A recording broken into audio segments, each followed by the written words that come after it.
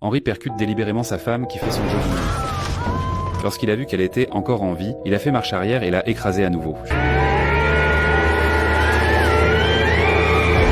Jusqu'à ce qu'elle ne bouge plus. Puis il a fui les lieux pour prouver qu'il n'était pas là. Il est retourné au bureau et a salué la femme de ménage. Quand Henri est rentré chez lui, il était toujours aussi effrayé. Il s'apprête à boire un verre lorsque sa femme se tient soudain derrière lui. Henri a été tellement surpris que son verre est tombé par terre. Elle, en revanche, n'a pas été blessée. Henri eut la chair de poule. Était-ce un fantôme ou était-elle vraiment vivante? Avant qu'il ne puisse ralentir, elle lui expliqua qu'elle avait essayé un nouveau parcours de jogging aujourd'hui. Une vingtaine de kilomètres. Henri ne savait plus où donner de la tête. Avait-il croisé la mauvaise personne? S'il voulait se débarrasser de sa femme, c'est parce qu'elle avait découvert un secret inavouable. Il y a quelques jours, au milieu de la nuit, Henri a reçu un message étrange. Sa femme a immédiatement compris que quelque chose n'allait pas. Qui enverrait un SMS à une heure pareille? Elle a demandé à voir son téléphone, mais Henri a répondu qu'il s'agissait simplement de spam. Il a parlé de la confiance dans le mariage. Mais sa femme ne s'est pas laissée décourager et a insisté pour voir le téléphone. Devant le refus d'Henri, elle a tenté de s'emparer du téléphone. En désespoir de cause, Henri a arraché le téléphone et l'a jeté avec colère contre le mur. Cette réaction l'a rendu encore plus suspecte. Le lendemain, cependant, sa femme le surprend en s'excusant. Elle lui propose même de réparer le téléphone. Son intention était de jeter un coup d'œil au message d'Henri. En effet, Henri avait une liaison. L'autre femme était son assistante. Les photos intimes de leur relation lui ont brisé le cœur. Afin de sauver son mariage, elle s'habille et met une robe de soirée séduisante pour essayer de reconquérir Henri. Mais il semble ne pas s'intéresser à elle, avec un visage froid et inexpressif. À ce moment-là, elle comprend qu'Henri ne l'aime plus.